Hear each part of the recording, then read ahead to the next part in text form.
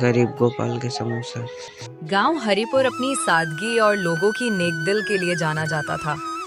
खेतों की मेड़ पर सरसों की फसल पीली चादर बिछा देती, चौपाल पर हर शाम हंसी ठिठोली होती और तालाब किनारे बच्चे खेलते। गांव वाले सीधे सच्चे थे, मददगार और मिलनसार। इसी गांव में गोपाल नाम का एक गरीब आदमी रहता था। उसका काम था चौपाल पर छोटे से ठेले में समोसे बेचना। लेकिन दिक्कत ये थी कि उसके समोसों का स्वाद वैसा नहीं था जैसा गांव वाले चाहते थे। अरे भाई, आलू तो भरा है समोसे में, पर मजा ही नहीं आया। मसाला थोड़ा और तेज होना चाहिए। हाँ भाई, तेल भी ज्यादा पी गया है। कुरकुरे तो बिल्कुल नहीं बने, बस भूख लगी थी तो खा लिया। भाई मैं तो पूरा मसाला डालता हूँ, जीरा, धनिया, अदरक, सब कुछ। फिर भी पता नहीं क्यों ये सबको फीके लगते हैं। उसी समय वहाँ एक मजदूर आया। उसका नाम था रामनाथ। अरे गोपाल, कल के तेरे समोसे तो लाजवाब थे। कुरकुरे, मसालेदार और चटनी तो गजब। अरे ये क्या झूठी तारीफ कर रहा है? कल हम सब ने भी खाया था, कुछ खास नहीं था। नहीं भाई, सच कह रहा हूँ। शायद मेरी जीभ ही समझ पाई उस स्वाद को। रामनाथ ने समोसे का पैकेट लिया और अपने काम पर चला गया। जंगल पहुंचकर वो थककर एक पेड़ के नीचे बैठ गया। अरे यार, अब तो भूख लग गई है, क्यों ना थोड़ा खा लेता हूँ। अरे समोसे तो ठंडे हो गए हैं, क्यों ना कल की तरह गर्म कर लेता हूँ। उसने पास की सूखी लकड़ियां जलाईं और समोसे को मिट्टी की ढकनी वाले तवे पर गरम किया। थोड़ी देर में चटक चटक की आवाज आई और खुशबू पूरे जंगल में फैल गई। वाह, ये तो कमाल हो गया। समोसे में जान आ गई। कुरकुरे, मसालेदार, यही असली स्वाद है। रात को गोपाल ठेले से बचा हुआ समोसा घर लाया। उसकी पत्नी सावित्री इंतजार कर रही थी।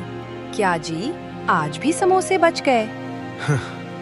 हाँ, कितनी भी मेहनत कर लूं, लोग कहते हैं स्वाद ही नहीं है। लगता है मेरे हाथों में जादू ही नहीं। छोड़ो जी, लोग क्या कहते हैं। चलो अब हम खा लेते हैं। दोनों चुपचाप समोसे खाकर सो गए। लेकिन गोपाल सारी रात यही सोचता रहा, आखिर मेरे समोसों में कमी कहाँ है। सुबह एक बूढ़ा साधु उसके ठेले पर आया। बेटा, 2 दिन से भूखा हूँ, क्या थोड़ा खिला सकते हो? गोपाल ने तुरंत समोसे परोस दिए। धन्यवाद बेटा, तुम्हारे समोसे मेरे लिए प्रसाद जैसे हैं। गोपाल की आंखें नम हो गईं। शाम को रामानाथ फिर आया। भाई, आज 2 पैकेट दे देना, घर पर भी खिलाऊंगा। रामानाथ समोसे लेकर घर पहुंचा। लेकिन जब उसने घर पर समोसे खिलाए तो उसकी पत्नी बोली, अरे ये तो बिल्कुल साधारण है, मैं इससे अच्छे बना लूं। रामानाथ हैरान रह गया। वही समोसे जंगल में इतने लाजवाब क्यों लगे थे? उसने रात भर सोचा और अगले दिन ठेले पर आकर बोला, भाई गोपाल, तेरे समोसों का राज समझ में आया। असली स्वाद मसालों में नहीं, उस मिट्टी के तवे और लकड़ी की आंच में है। जब मैं जंगल में गरम करता हूँ तब उनमें जादू आ जाता है। क्या ऐसा हो सकता है? हाँ, तू कल से मिट्टी के तवे पर ही समोसे तलना, देखना पूरा गांव तेरे ठेले पर उमड़ पड़ेगा। अगली सुबह गोपाल ने हिम्मत करके समोसे ताजे मसाले और आलू भरकर मिट्टी के तवे पर लकड़ी की आंच में तले। धीरे धीरे चटकने की आवाज और मिट्टी लकड़ी की मिली जुली खुशबू ने पूरे चौपाल को भर दिया। गांव वाले दौड़ते हुए आए। अरे आज तो गजब खुशबू है, चलो एक एक प्लेट दे दो।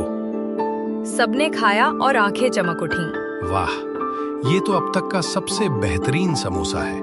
कुरकुरे, मसालेदार और लाजवाब। थोड़ी ही देर में गोपाल के ठेले पर भीड़ लग गई। शाम तक सारे समोसे खत्म हो गए। घर पहुंचते ही उसने खुश होकर सावित्री से कहा, आज सब बिक गए और देखो कितने पैसे आए। लोग तारीफ करते नहीं थक रहे थे। तो समझे अब, स्वाद सिर्फ मसाले में नहीं होता, मेहनत और सही तरीके में भी होता है। हाँ, और उस मजदूर रामनाथ की सलाह ने मुझे हारने से बचा लिया। इस तरह एक गरीब समोसे वाले की जिंदगी बदल गई।